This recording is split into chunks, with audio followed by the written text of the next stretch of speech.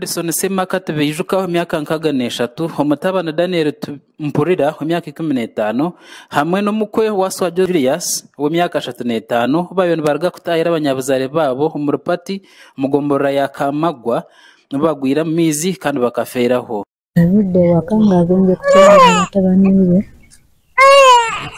nagenda n'umutabani wo muto wa muko Nibagana bagenda kwangwayo kuwera sawa 5 batumusaba. Sabadeze wera sawa musangu. Ngabali awo munyanja kala babalengedde nga basana amazzi mu lyato. N'abaleke kasina bagamba nti bannaye mujje muyambe. Nga wano teri lyato lyonna eririwo nti muyambe. Mukomugenzi Edison yashobora imbera yona okwebireho. Ubuzibu bwavudde kale era ku lyato kubanga lyasenya amazzi ne lijjula. Ne bagezaako nnyo okusena amazzi mu lyato nga bagamba musena amazzi eryato ne ligaana. Mukomugenzi wa Wasa Julius alemera okushobora hanshongeji ekitumire mukomugenzi wa Edison okutumanyisa ngu waswat babibata kumanya hari kuzarwa ahabwo kubogu akabuga n'umuhara omura Kampala ahibarigera nibije mu makagabo kutayaya kano kweyanjura kandi yashobora ngogu amurekire umwana wo kwezi kumwe. Omukozi kituufu tetumanyi waawe n'omwala tamanyi waawe. Sinkanira mutawuni Kampala. Abataka nabo bashobora ngo zibeza ikashanga mushanju nuko kuhura abantu barakutera urwara kandi bakushobuyambi konka hibagire kukiraba babire bagwiro mizi. Nebade batuka mu nyanja wakati ne bafuna meche kangu kyenvubu ne babuka mu maato kwe kugwama. Era twade tugezaako kubataasa taata waffe petwade nga tulina we tugenza okuzimba. Tata waffe najja ng'ayina n'avaayo mu nju najja okutaasa abantu nga oli abalajana.